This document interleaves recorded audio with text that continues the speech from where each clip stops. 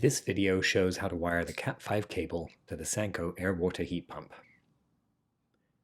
We'll start by setting up the current transducer in the control box, which allows us to measure and track how much power the Sanco heat pump uses. The CT comes as part of the installer kit, and it is a split core design that enables you to install it over an already connected L1 or L2 wire. The CT wires then need to be threaded out of the control box into the heat pump and then out again into the signal box. This is easiest to do if the heat pump control module is unscrewed and moved out of the way.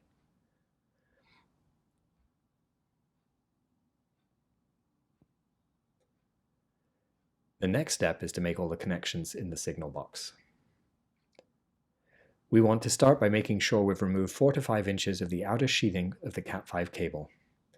Make sure to separate out the uninsulated ground wire.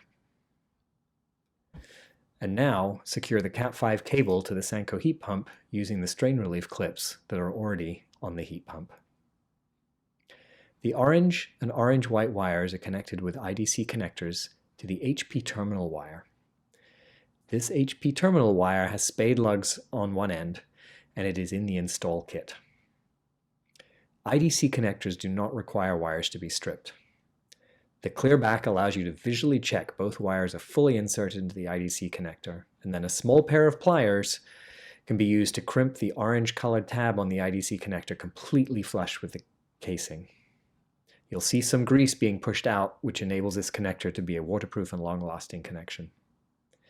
These spade lugs are then connected to the first 2 terminals in the terminal block inside the signal box, and the uninsulated ground wire gets wrapped around the 3rd terminal on the terminal block.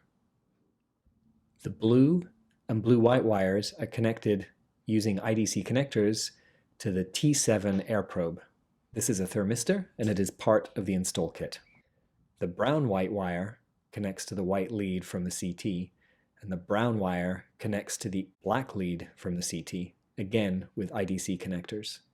Our last step is to cut the Sanco heat pump white dry connect wire and connect the 2 ends to the green and green-white wires with IDC connectors. Finally, here is a view of the finished Cat5 wiring in the signal box of the heat pump.